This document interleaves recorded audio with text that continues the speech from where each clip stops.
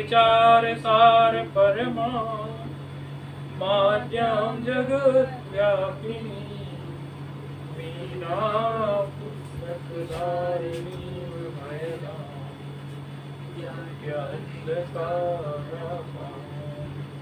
हस्ते स्फाटिकमालिकां विदधती पद्मासने संस्थितां वन्दे तां परमेश्वरीं भगवतीं बुद्धिप्रदां शारदाम् येनाक्षरसमाम्नाय विगम्य महेश्वरा चित्तं व्याकरणं प्रोक्तं तस्मै पाणिनये नमः। वाक्यकारं वररुचिं भाष्यकारं पतञ्जलिं पाणिनिं सूत्रकारं च प्रणतोऽस्मि मुनिम्। नत्वा सरस्वतीं देवीं शुद्ध्यां पुण्यां करोम्यहं पाणिनीये प्रवेशाय लघुसिद्धान्तकौमुदी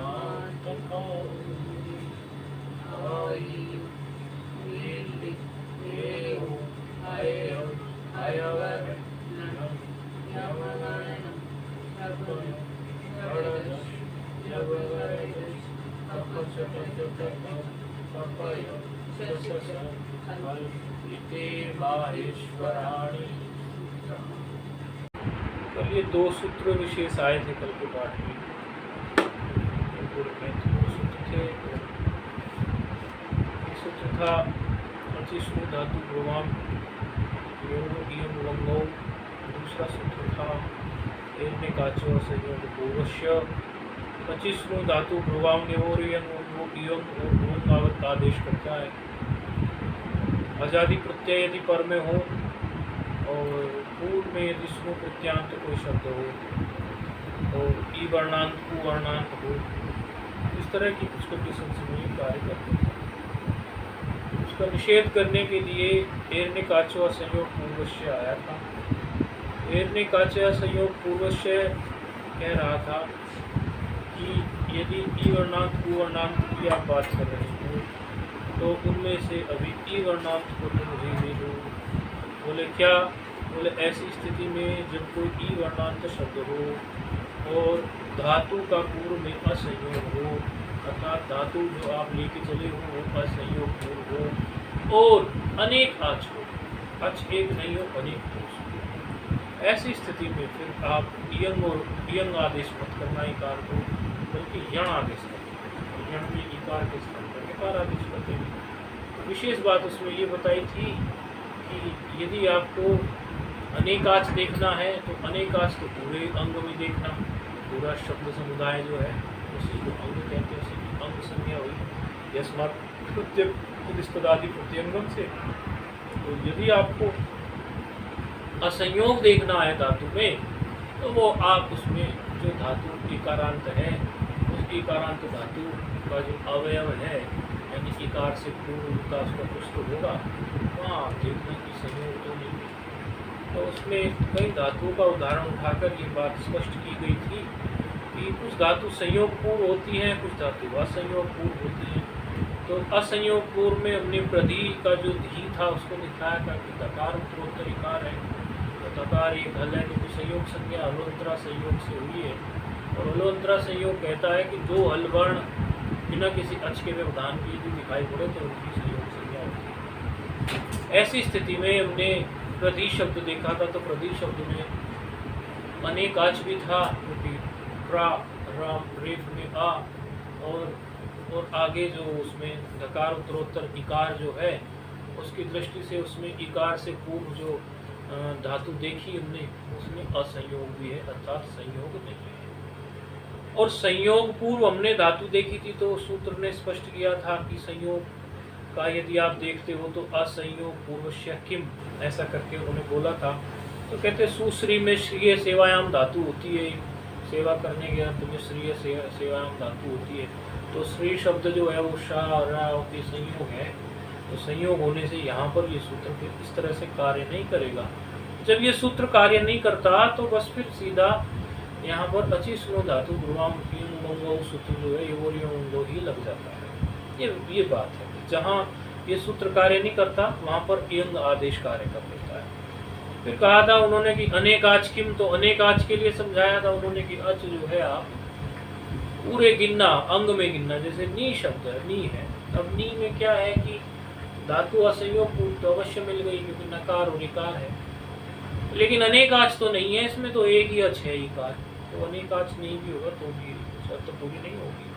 तो ऐसी स्थिति में भी फिर इयंग आदेश हो जाएगा। और इयंग आदेश हमेशा कब होगा? आजादी प्रत्यय पर होते हुए। तो सबसे पहला आदेश होता है शुरू से, बाद में जब औ आता है, औ प्रत्यय, वहाँ से इयंग आदेश होना शुरू हो जाता है।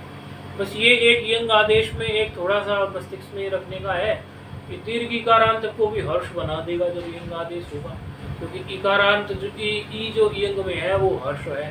तो जो नी यौ आपको लगता तो वो नियो नहीं हो सकता, वो आप इस बात से देख के पहचान लोगे कि वो नियो हो गया।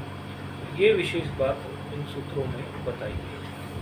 पुनरावृत्ति थोड़ी पाठ की शुरुआत में कराते हैं ताकि फ्लो भी बन जाता है, और जो विद्यार्थी पाठ को नहीं ठीक से सुन पाए वो पूर्व के पाठ में या कोई कंफ्यूजन रह गया हो तो एक बार उसको भी संशय अंतर निवृत्त हो सकता है।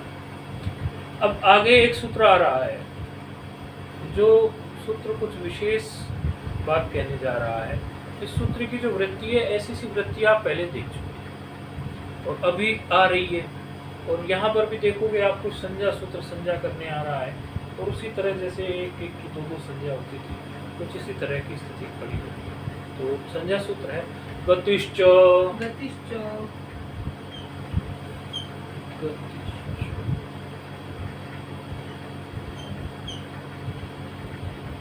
इसमें गति एक पद है, यह आपको दिखाई दे रहा है, प्रथमा का है, और च एक पद है।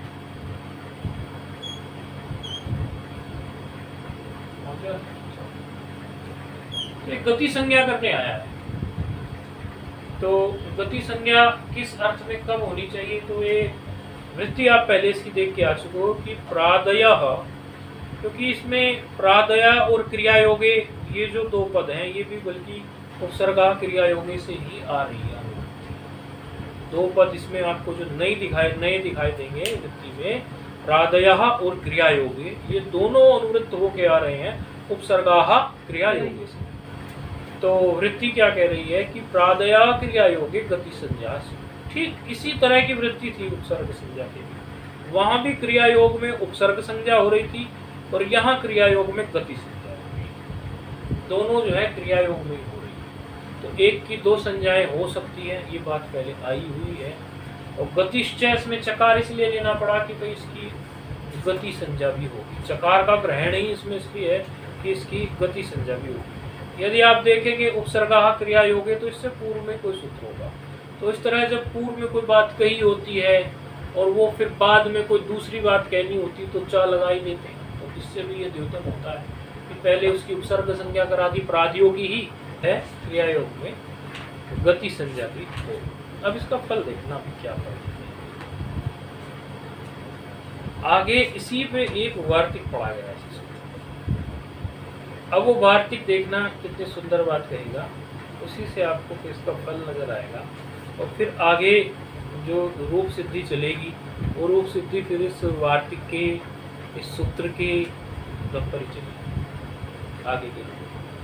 तो वार्तिक है ये, गति कार्य इतर पूर्व पदस्य या निश्यते। गति कारक इतर, गति कारक इतर पूर्व पदस्य यण निश्यते वार्तिक है।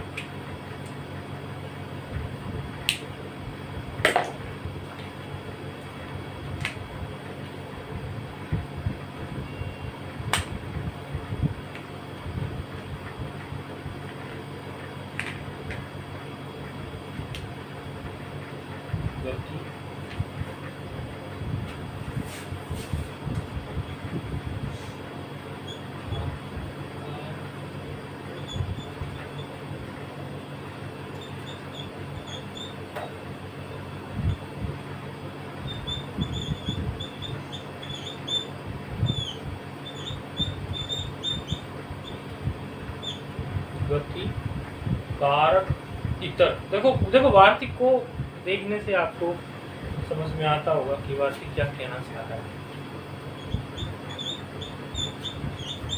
यदि किसी ने हिंदी टीका ना देखी हो कि गति तो आप समझ गए, प्रादियों की गति संज्ञा हुई है।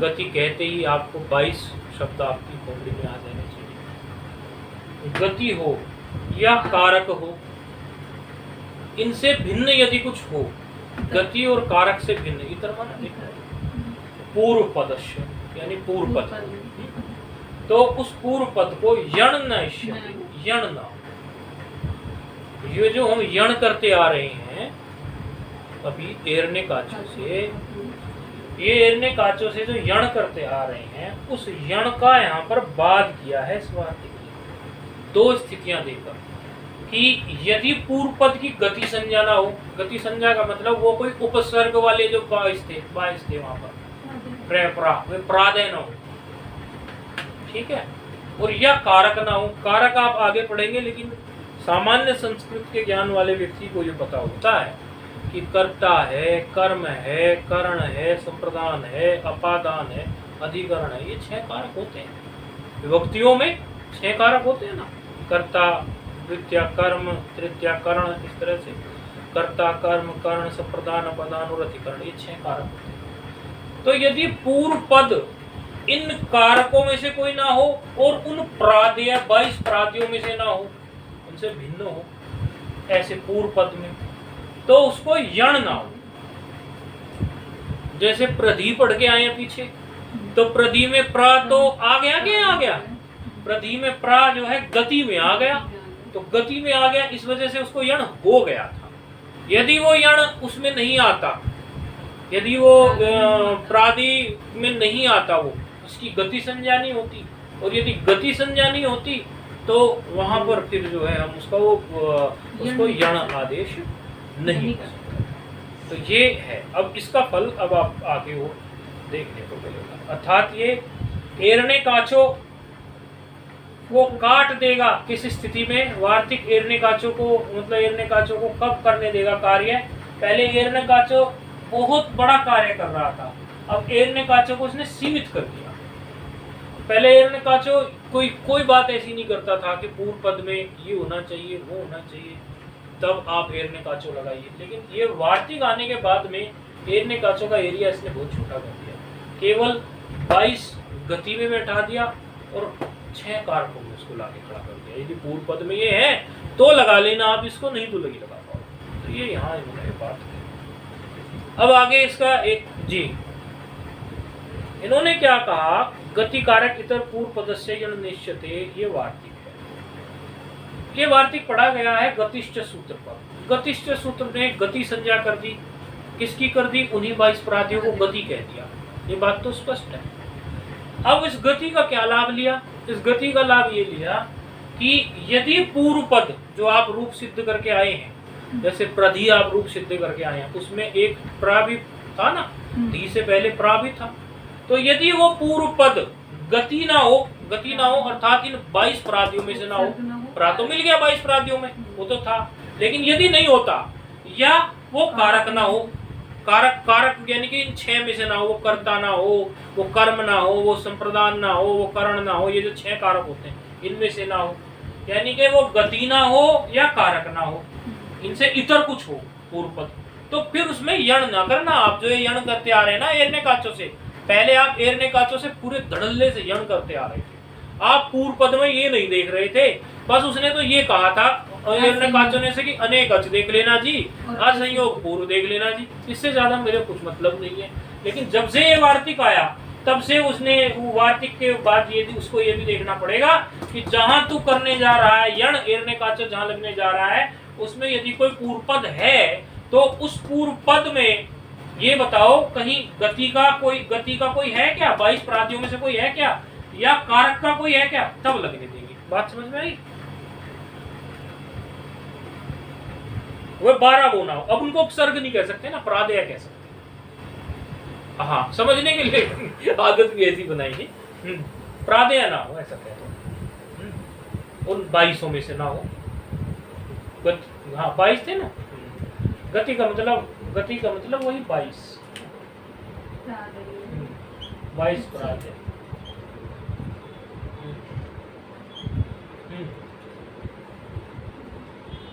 हाँ है ना, तो इसलिए वहां यण हो गया ना, यण इसीलिए प्रधि में, इसीलिए तो यण हुआ। प्रधि में यण क्यों हुआ? इसी के कारण तो हो गया प्रधि में। प्रधि में आप एरने का जो लगाया था आपने कि नहीं लगाया था, आप ये बताइए स्वयं से। हाँ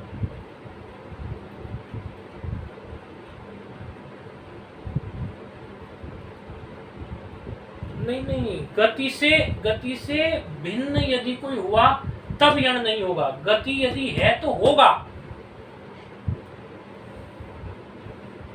हाँ, गति और कारक से भिन्न होगा यदि, तब यण नहीं होगा। गति भी है और यह कारक है तो फिर तो यण हो जाएगा।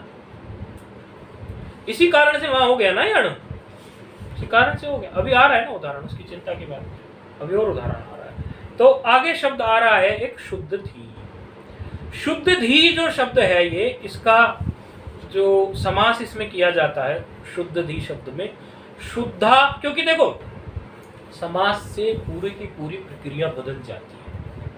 समास कैसे किया जा रहा है, और समास को लेकर भी इतने शास्त्रों में अलग अलग निर्णय निकलता है कि बिल्कुल अलग अलग। फिर वहां विशेष निर्णय जिस शास्त्र का मान्य होता है वो ले लिया जाता है। तो समास इसमें क्या है, शुद्ध धी में, शुद्धा धीर यस्य स शुद्ध धी ही। शुद्धा, शुद्धा लिखा है, शुद्ध धी शब्द में समास देख लेंगे, क्योंकि दूसरा यदि समास कर देंगे इसमें तो फिर वो समास दूसरा प्रकार से होने से फिर उसकी उसमें ये यण का निषेध जो है ना नहीं होगा। इस तरह से कहीं होगा कहीं नहीं होगा, इसीलिए उस शब्द में ये देख लेना चाहिए कि समास कैसा किया हुआ है, कहीं समास से कोई परिवर्तन तो नहीं हो गया, क्योंकि ये समास पर भी टिकी हुई है। जैसे यहाँ पर शुद्ध धी का क्या किया,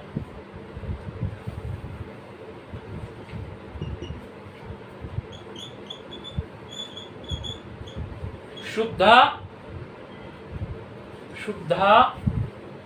धीर, वही लिख रहे हैं हम बोर्ड पर, शुद्धा धीर यस्य, शुद्धा धीर यस्य स शुद्ध धी।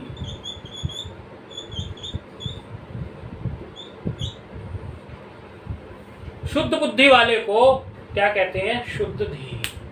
पुरुष में ही चला गया फिर से, शुद्ध बुद्धि वाले को शुद्ध धी ही कहते हैं। अब इसमें ये बहुव्रीहि समास है। अब ये बहुव्रीहि समास में आप ये देखिए कि शुद्धा शब्द जो है, क्या ये 22 प्रादियों में से है? नहीं है।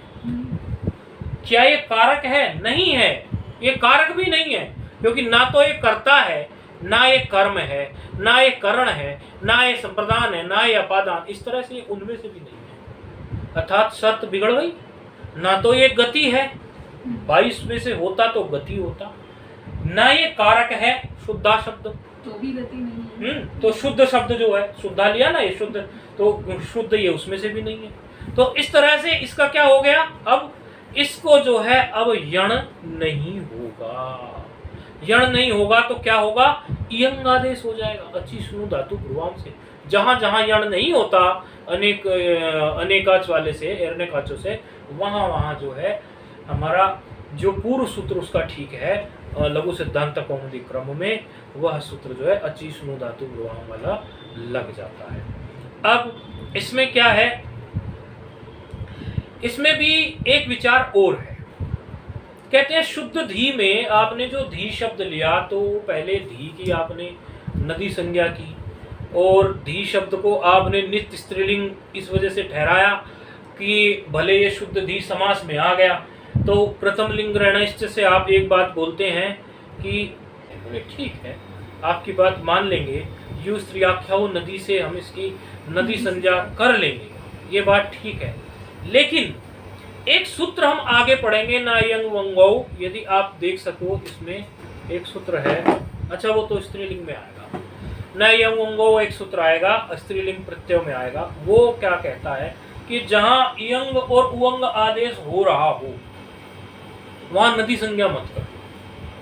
जहां इयंग और उवंग आदेश हो रहा हो वहां नदी संज्ञा मत करना, अर्थात नदी संज्ञा का यहाँ पर जो है बात हो गया, ये आगे स्त्रीलिंग में आया, तो प्रसंग के साथ बात।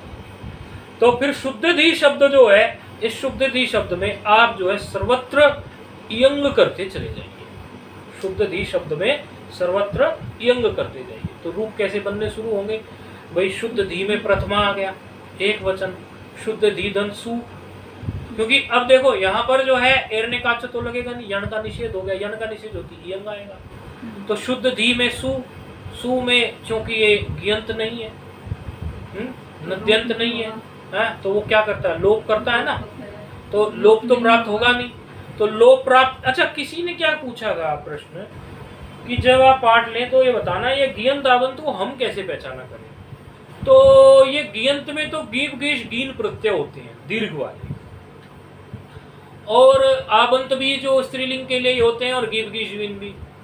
तो मोटी बात बता रहे हैं, देखो पूर्ण पहचान तो तब बनेगी जब आप इस प्रकरण में आएंगे, लेकिन अभी के हिसाब से जितनी आपको आवश्यकता है, जितने ज्ञान की आपको आवश्यकता है, उसके हिसाब से यदि कोई दीर्घिकारांत शब्द दिखने लगे तो एक बार को आप गियंत का विचार करें कि ये गियंत हो सकता है, लेकिन उसमें से जो आचार्य के द्वारा विशेष बता दिया जाए कि ये गियंत नहीं है, ये किसी ओणादिक प्रत्यय इत्यादि से बन गया है या किसी और कारण से बन गया है, तो उसको गियंत आप मत मानना। जैसे स्पष्ट कह देते हैं कि भाई ये शब्द हैं, ये गियंत हैं, लेकिन इनको आप वो इन शब्दों, ये शब्दों में दीर्घिकारांत अवश्य दिख रहा है, लेकिन ये गियंत नहीं है। इस तरह के शब्द कल भी दिखाए थे, आपकी टिप्पणी में दिए हुए थे वो, तो या तो उस तरह से, या दूसरा जो आ शब्द जिसमें आकार जिसमें आ जाता है आबंत, वो आबंत होता है। तो अभी के लिए आप इतना ही जाने, बाकी आप जब शब्दों का आगे देखेंगे तब ज्ञान हो जाएगा। अच्छा, शुद्ध धी शब्द पर आ गए। शुद्ध धी शब्द पर ऋतु विसर्ग हुआ तो रूप बन गया शुद्ध धी। फिर इसमें द्वितीय में अप्रत्यय पर में है तो इयंग आदेश कर दो, क्योंकि आजादी प्रत्यय मांगता है।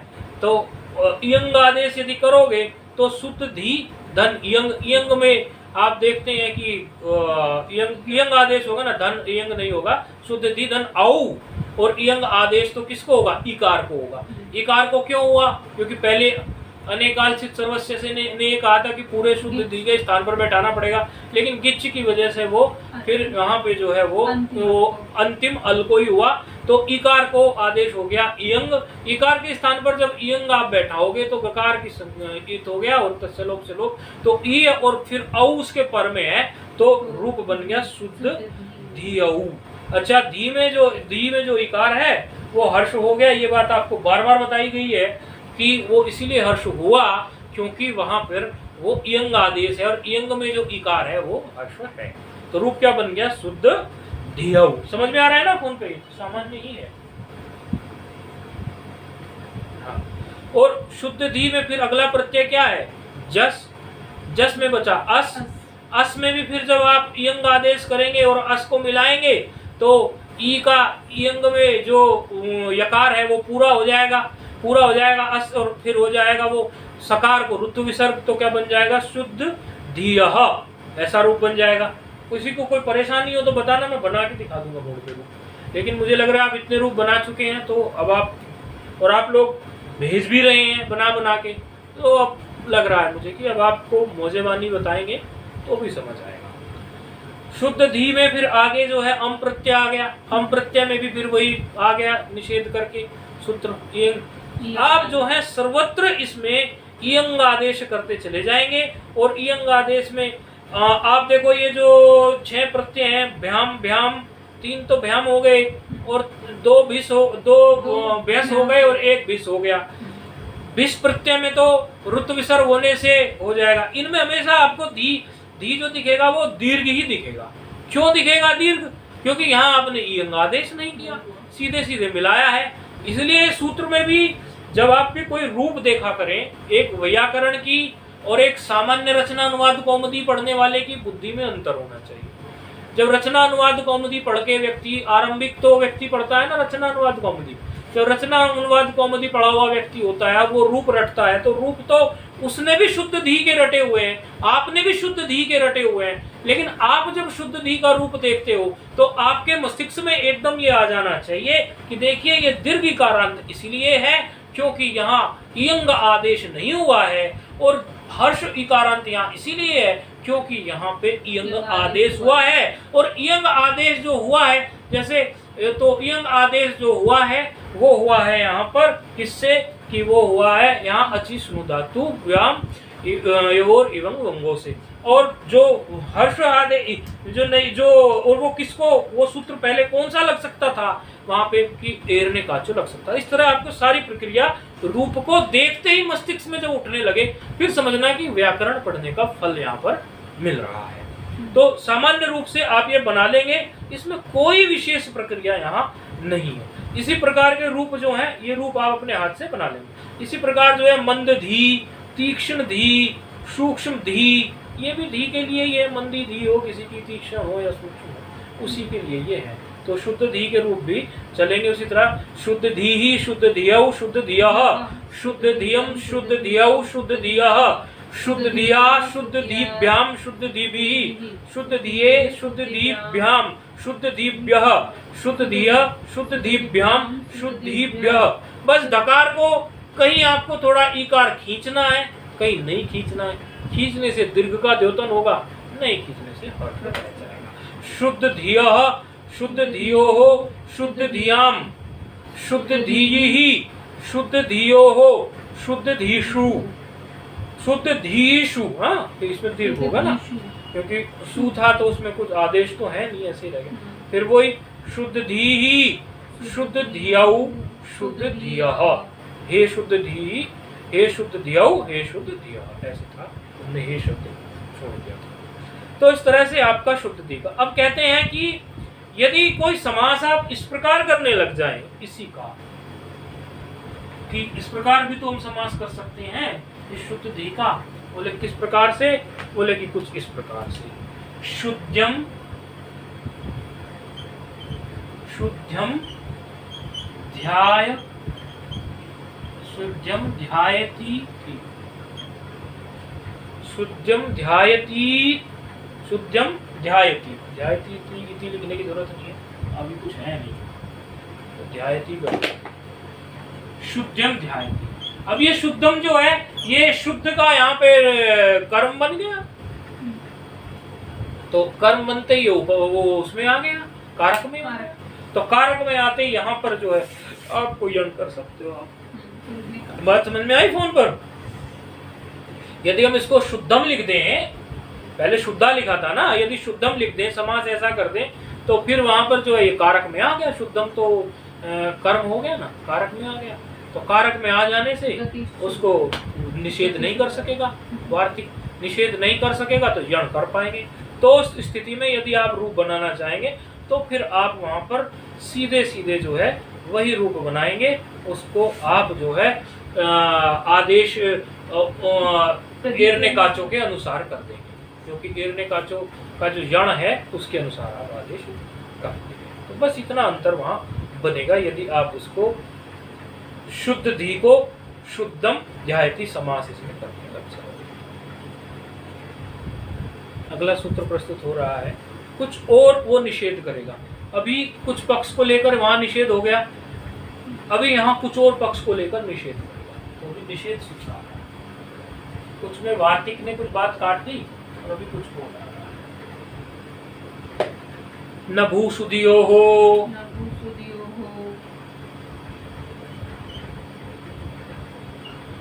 न भू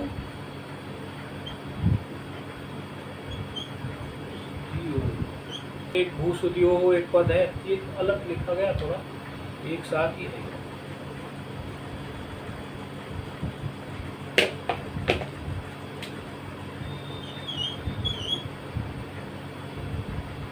भूसुदियो हो एक पद है, ये षष्ठी द्विवचन का है और ना इसलिए अव्यय है।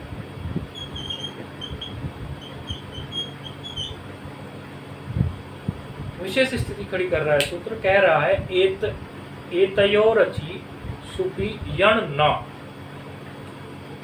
एतयोर अचि सुपि यण न, अर्थात ये तो मतलब ये जो अभी बात हुई है भू की और सुधी की, कहता आजादी सुख प्रत्यय परे हो। तो आजादी क्यों आ गया? क्योंकि अच्छी आया था। तो आजादी सुख प्रत्यय यदि पर में हो तो ध्यान देना, सुख का आजादी होना चाहिए, सामान्य आजादी प्रत्यय होने पे नहीं बात चली। सामान्य अच भी पर में मिल सकता है तो तब नहीं, सुख प्रत्यय वाला ही अच मिलना चाहिए उसको। ये ध्यान देना आगे, क्योंकि इस पे बताएंगे। आजादी सुख प्रत्यय पर में हो तो भू और सुधी, इस तरह के यदि कोई शब्द है, या तो भू है या सुधी शब्द है, तो सुधी शब्द हो या भू शब्द हो, ऐसी स्थिति में आपको यण नहीं करना है। यदि आजादी सुख प्रत्यय पर हो तो भू और सुधी शब्द को यण नहीं हो सकता, अर्थात यहाँ पर भी यण का निषेध कर दिया। पहले यण का निषेध करके आए किसको लेकर? कि प्रादेय और कारक को लेकर, कि प्रादेय और कारक को छोड़कर यदि कुछ मिल जाए पूर्व पद तो उनको यण ना हो। अब यहाँ फिर यण का निषेध किया, किस स्थिति में? यदि भू और सुधी शब्द हो, भू और सुधी शब्द में से पर में आजादी प्रत्यय हो, क्योंकि आजादी प्रत्यय परे रहते, सुख की आजादी प्रत्यय परे रहती यण होता है, ये आप जानते ही। तो ऐसी स्थिति में भी आप यण नहीं कर सकते। जैसे सुधी शब्द है, क्या है सुधी शब्द?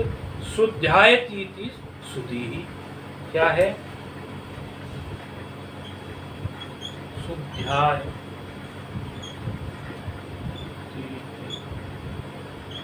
शुद्धायती सुधी।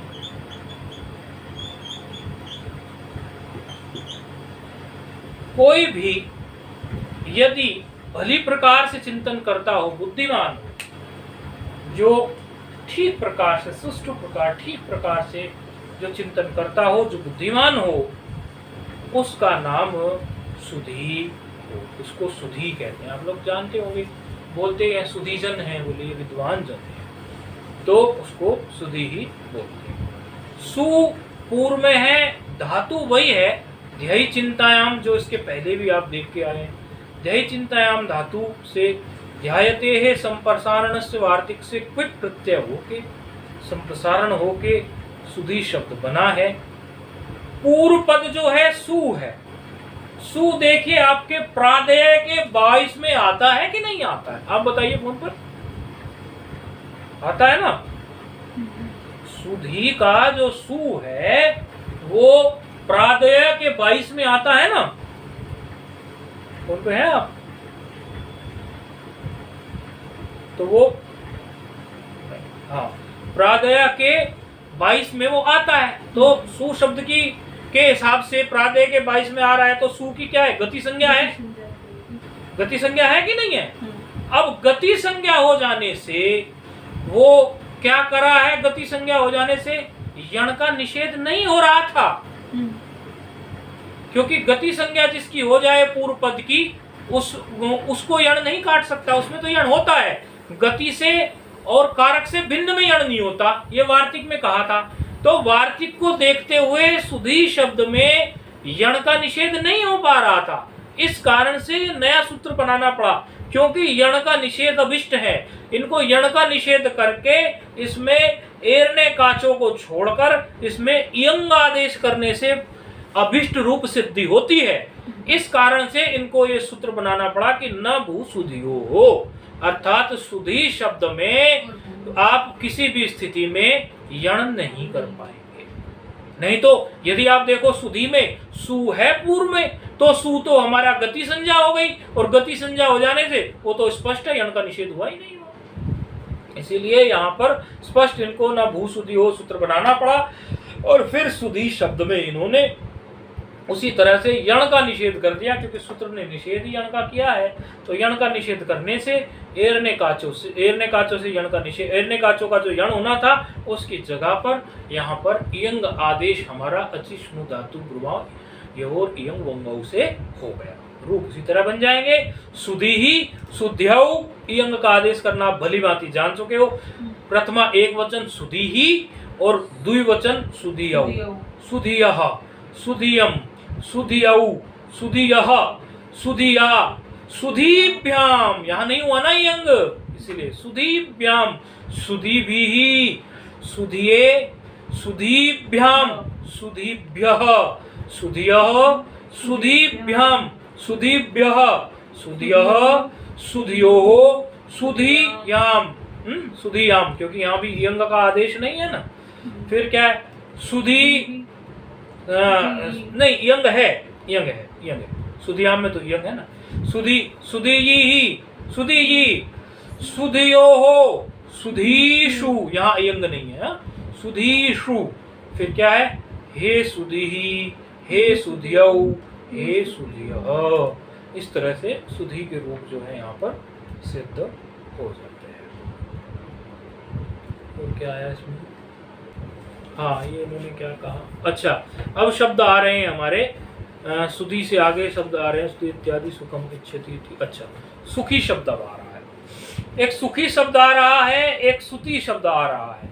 देखो सुखी शब्द का विग्रह किस प्रकार है, सुखी शब्द को कैसे समझेंगे, सुखम, अभी शब्द आ गया सुखी,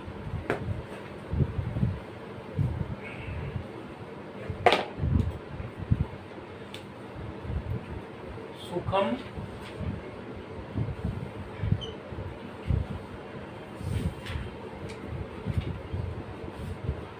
सुखम आत्मनो, सुखम आत्मनो, स्वयं के लिए, आत्मनो मतलब स्वयं के लिए, सुखम आत्मनो इच्छा, इच्छतीति, इच्छा करता हो, इच्छतीति मतलब इच्छा करता हो, जो स्वयं के लिए सुख की इच्छा करे उसको क्या बोलते हैं, सुखी ही।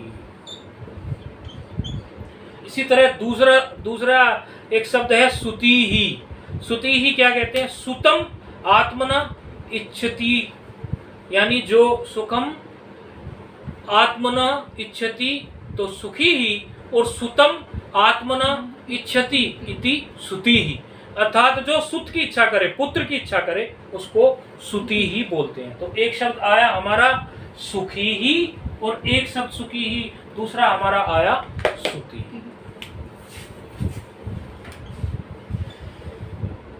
ये दो शब्दों को लेकर अब कुछ प्रक्रिया दर्शाएंगे। इसमें ये बनते कैसे हैं शब्द, क्योंकि कई बार ये कंफ्यूजन हो जाता है कि ये शब्द के बनने में क्या है।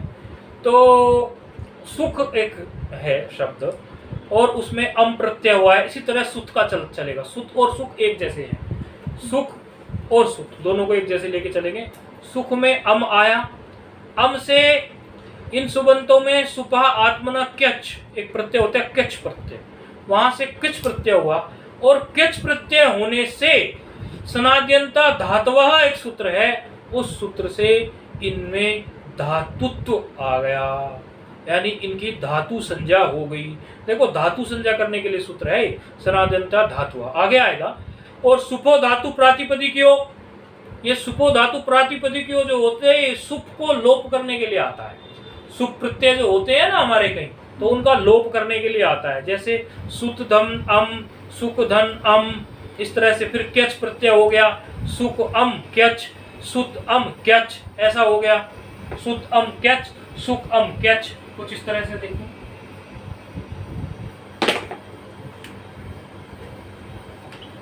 सुख अम और क्यच प्रत्यय, सुत अम क्यच।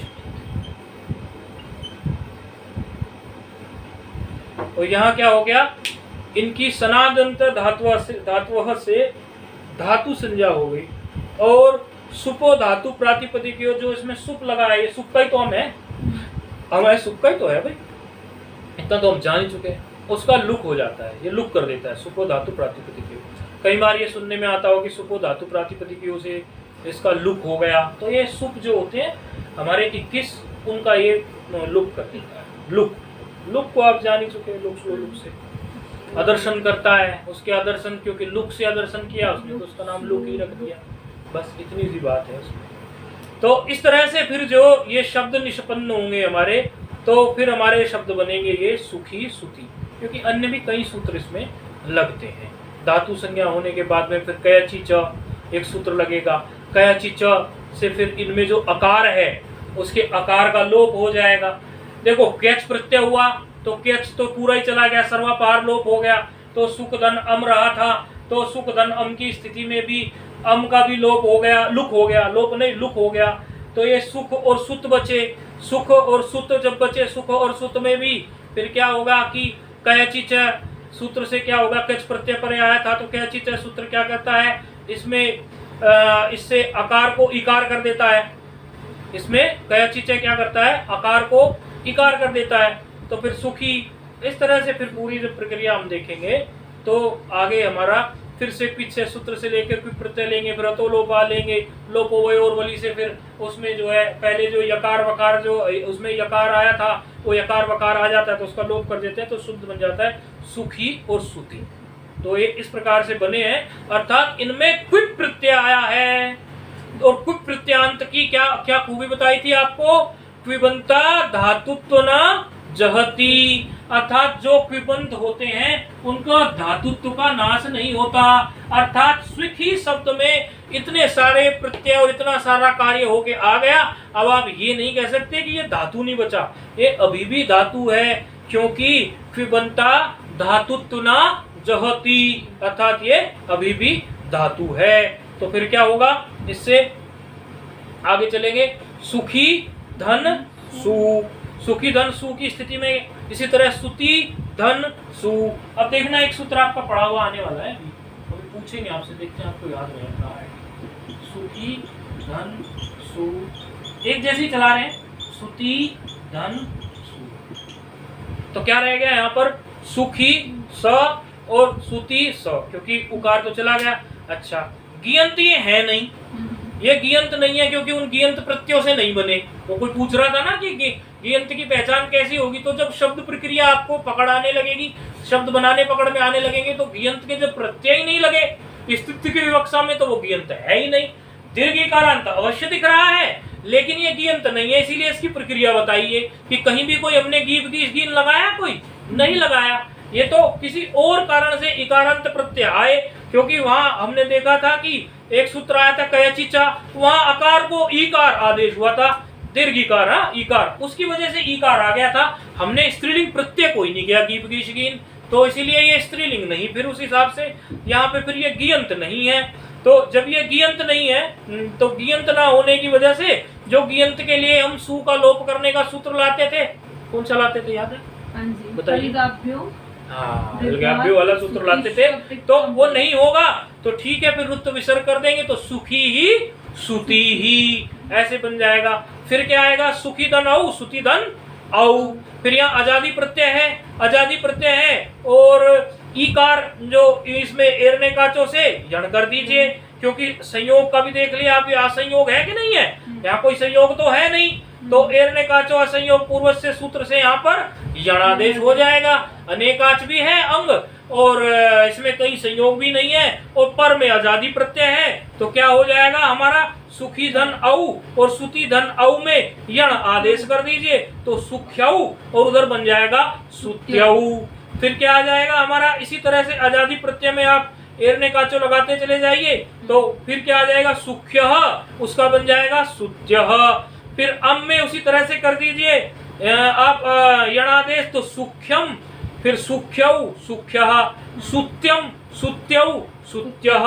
इसी तरह से फिर आप क्या करोगे इसमें, फिर आप बनाते जब जा रहे हैं इसमें तो ये तो बाकी आप बना लेंगे, फिर टा आ जाएगा, टा में क्या हो जाएगा, उसी तरह से आ बच गया, आ बचने से क्या मिलाना मात्र है, उसको यण करते ही मिला दोगे, यकार हुआ, आ मिल गया सुख्या, सुखीभ्याम सुखी भी, उधर सुतिभ्याम सुति भी हो जाएगा। फिर आ गया हमारा चतुर्थी विभक्ति, चतुर्थी विभक्ति में कौन सा प्रत्यय आ गया, गे प्रत्यय में रह गया ए, फिर से यण कर देंगे तो सुखे, फिर सुखीभ्याम सुखीभ्यः, फिर उसी तरह से सुत्ये सुतिभ्याम सुतिभ्यः।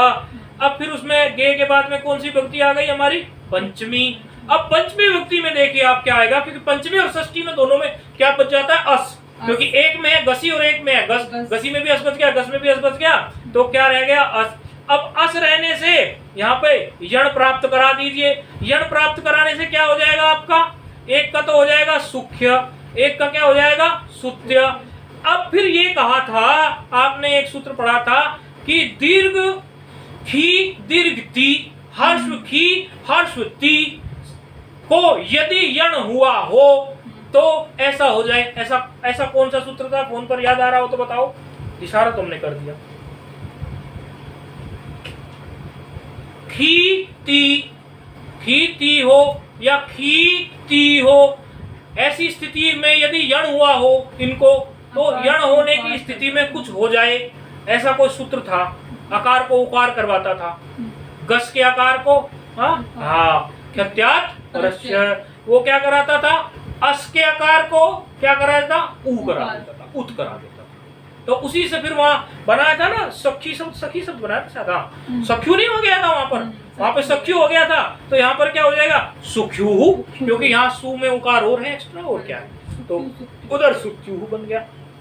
ये इसमें विशेष पिछला सूत्र प्रस्तुत हो रहा था, इसलिए यहाँ तक लाना जरूरी था। बाकी आप रूप इसके बना लेंगे, इसमें कोई आपको दिक्कत नहीं आएगी। इसी तरह अन्य शब्द भी आप ऐसे ही जो होंगे उनको बना लेंगे। तो ये हो गया हमारा सुखी और सुति शब्द। फिर क्या कह रहे हैं, शेषम प्रतिवत, हाँ वो तो आप जानते हैं। फिर कह रहे हैं शंभुर हरिवत, ये जो शंभु शब्द है ये हरिवत बनता है, क्योंकि घी संज्ञा हो जाएगी।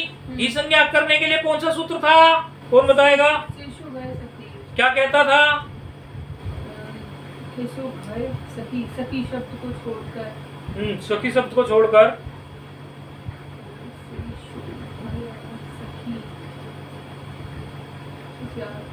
हर्ष इकारांत हर्ष उकारांत कि घी संज्ञा करता था कि नहीं करता था। हरि में हर्ष इकारांत था ना, तो भानु में भी तो हर्ष उकारांत है ना, उसमें इकारांत था तो यहाँ उकारांत है, तो घी संज्ञा हो गई। तो घी संज्ञा से जो घी संज्ञा के कार्य हैं वो घी संज्ञा के सारे कार्य आप कर लेना। इसमें घी संज्ञा के कार्य याद हैं, क्या हुए थे, शंभू के रूप बनवा सकता है कोई बहादुरी से लीड करके कि मैं बनवा के दिखाता हूँ गुरुजी शंभू शब्द के रूप हरिवत, है किसी में हिम्मत, या फिर सब ये कहेंगे कि हम चिंतन करके बनाएंगे। जिसका स्ट्रॉन्ग स्मृति होगी वो बनवाएगा, अच्छे से अभ्यास होगा। कौन कौन से घी में कार्य होते हैं, हरि में कौन कौन से कार्य हुए थे, वो झट से बनवा देगा। सु में तो सीधा सीधा है, सु में तो विसर्ग हो गया, रुद्ध विसर्ग, और जब औ आया तो औ में क्या हुआ, दीर्घ हो गया, औ में दीर्घ हो गया। वहीं तो मजा आया था प्रथमो पुरुष जो बहुत देर से प्रयोग नहीं हुआ था, वहां जाके प्रयोग हुआ था। तो जहां वहां पे हरि हुआ था यहाँ पे शंभू हो जाएगा। सुओ जस का तो निबट गया किस्सा, सु औ का निबट गया। जस के किस्से में क्या आ गया, जसीचा आ गया था। जसीचा क्या करता था, गुण कर देता था। गुण करने से फिर उस गुण में एकार हो जाता था ऊपर, तो एकार से फिर क्या हो जाता था, आय आदेश हो जाता था। हाँ, एकार से आय आदेश हो जाता था। तो यहाँ पे देख लो क्या होगा, ऊ को क्या होगा, ऊ को ओ हो जाएगा, ओकार आदेश हो जाएगा। गुण है ना, ऊ को ओकार आदेश हो जाएगा, तो ओकार की स्थिति में अब आदेश हो जाएगा। ये अंतर आ गया, बस सूत्र वही लगेगा, ये चो या वहा। तो वहां क्या हुआ था, हरिया हुआ था, यहाँ पे संभवा हो गया, वही तो वही है। फिर क्या है, क्योंकि यहाँ तो अभी तो घी संज्ञा कार्य आया ही नहीं। घी संज्ञा कार्य तो टा से शुरू होगा, उसके पहले दो रूप तो वैसे बना दोगे, शंभू बना दोगे, और शंभू अभी बनाया ही है। और शंभून पहले क्या करो, दीर्घ कर लो, किससे, प्रथमयो पूर्व सवर्ण से। तो दीर्घ करने के बाद में उसमें फिर उसको नकार आदेश कर दो, किससे, तस्मात् छसो से। फिर क्या हो गया, वो शंभून, वहां पे क्या बना था, हरीन बन गया। अब फिर टा आ गया। अब टा में क्या करते हो आप, आंगो नास्त्रियाम लगाते हो कि नहीं लगाते हो, आंगो नास्त्रियाम, क्योंकि घी संज्ञा में आंगो नास्त्रियाम लगता था, तो टा को ना आदेश कर देता, क्या बन गया, शंभूना। व्याम में तो आप बड़े पक्के हो, व्याम जोड़ना मात्र है, विष जोड़ना मात्र है, उसमें तो कुछ बताने की जरूरत नहीं है। शंभू में फिर चतुर्थी आ गई थी। चतुर्थी में क्या करते थे, गे, गे में क्या आया,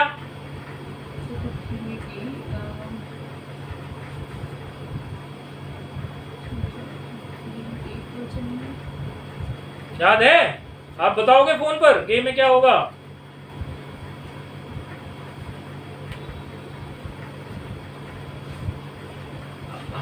किससे होगा गुण, ये बात विषय है ना, क्योंकि गुण तो जसी से भी करता है। नहीं, घी संज्ञा है, घी संज्ञा, हाँ घेर गीति से होगा।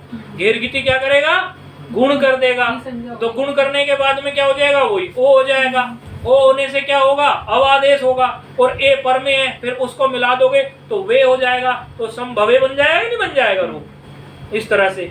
फिर आ गया क्या, आपका पंचमी विभक्ति का प्रत्यय। पंचमी विभक्ति का प्रत्यय कौन सा था, वो तो पंचमी और षष्ठी में एक जैसे बनते हैं, तो पंचमी का बनाओ, षष्ठी का बन गया, तो गसी गस आ गए। गसी गस की स्थिति में कौन सा विशेष सूत्र आपको लगाया था, गसी गस में पहले घेर गीति लगाया था, याद करो हरि में, घेर गीति से पहले गुण किया, गुण करके सींग ऊपर उठा दिया ओकार का, संभो कर दिया उसको, ऊ से ओ कर दिया। अब ओ करने के बाद में हमने क्या किया था, ऋतु विसर्ग कर दिया था। नहीं, ओ करके ऋतु विसर्ग ऐसी हो जाएगा क्या, नहीं, सकार को याद करो। कोई गसी गशोश्च नामक एक सूत्र आया था क्या, जो केवल गसी इन्हीं दो विभक्तियों के लिए बनाया पांडे ने। क्या करता था वो, पूर्व रूप करता था। गसी और गस यदि पर में हो तो पूर्व रूप करेगा, तब ऋतु विसर्ग कर पाओगे ना। पहले ऋतु विसर्ग कैसे कर दोगे, वो तो गड़बड़ हो जाएगी। तब अस में ऋतु विसर्ग करोगे तो वो ओकार ऐसे, ऋतु विसर्ग तब करोगे तब हो जाएगा। इस तरह से इसमें विशेष कार्य जो थे। फिर तो शंभो, अगली विभक्ति का भी शंभो ऐसे ही बन जाएगा, उसमें कुछ नहीं है।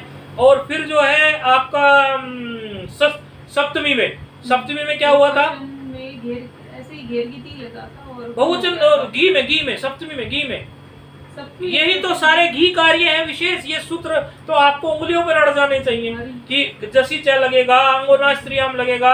आंगोना स्त्रियाम से घी का कार्य शुरू हुआ है। जसी च तो चलो सामान्य सूत्र था, आंगोना स्त्रियाम है, घेर गीति है, फिर घेर गीति है, फिर गसी गशोश्च है, ये सूत्र आए थे हरि में। अच्छ घे है, याद है अच्छ घे सूत्र आया था, क्या करता था वो, आप बताइए फोन पे, अच्छ घे क्या करता था, सप्तमी विभक्ति, हाँ घी को तो करता था औत, और घी संज्ञा को करता था अत। तो घी में किसको अत कर देगा, उसके उकार को, वहां घी को क्या कर देगा, अत, और उसको क्या कर देगा, तो रूप क्या बन जाएगा, शंभु। ठीक है, तो इस तरह से आप सारे रूप ये सिद्ध कर लेना। हाथ से एक बार शंभु का रूप, ये जो रूप है एक बार हाथ से चला के देख लिया करो, ठीक है। तो रूप चलेगा शंभु, शंभु, संभवः, शंभुम, शंभु, शंभून, शंभुना, शंभुभ्याम, शंभुभिः, शंभवे, शंभुभ्याम, शंभुभ्यः, शंभोः, शंभुभ्याम, शंभुभ्यः, शंभोः, शंभवोः, शंभवोः, हाँ शंभूनाम, शंभौ, शंभवोः, शंभुषु, हे शंभो, हे शंभु, हे शंभव। मुझे लगता है शंभु तो आप जानते ही होंगे किसको कहते हैं, हमारा ही नाम शंभु है, शिव का नाम शंभु, शिव शंकर है, शंभु शिव। आप सबका नाम भी शंभु ही है। आप जब जान जाओगे इस बात को तो आनंद ही निराला आ जाएगा। शिवमा ही है सब जगह। तो ये शंभु का रूप भी, और कोई बचा इसमें वो समय के हिसाब से, हाँ एवं भानुवादयः, अर्थात भानु का भी ऐसे चला देना, ठीक है। जैसे शंभु का चला है ऐसे हाथ से बना के देख लेना, प्रैक्टिस हो जाएगी। जब कोई और ऐसा कर सकते हो आप, जैसे एक रूप को तो आप साफ साफ बना लो, जैसे आपने शंभु का बना दिया तो भानु का बन गया, तो शंभु को साफ साफ बना दो अच्छी तरह से। कल सबने भेजे, फोन पे है, इन्होंने बड़ा सुंदर इन्होंने भी भेजा, राइटिंग भी बहुत अच्छी, और देखकर भी मन को अच्छा लगता है। तो इस तरह से अभ्यास करके जब भेजते हैं तो अच्छा भी लगता है, हमें भी अच्छा लगता है कि क्लियर भी हो रहा है उनको, और फिर हाथ से बना रहे हैं तो अभ्यास भी उनका हो रहा है। बाकी कल देख लेंगे, सब ठीक हो जाए। ओम पूर्णमदः पूर्णमिदं पूर्णात् पूर्णमुदच्यते पूर्णस्य पूर्णमादाय पूर्णमेवावशिष्यते। ओम शांति शांति।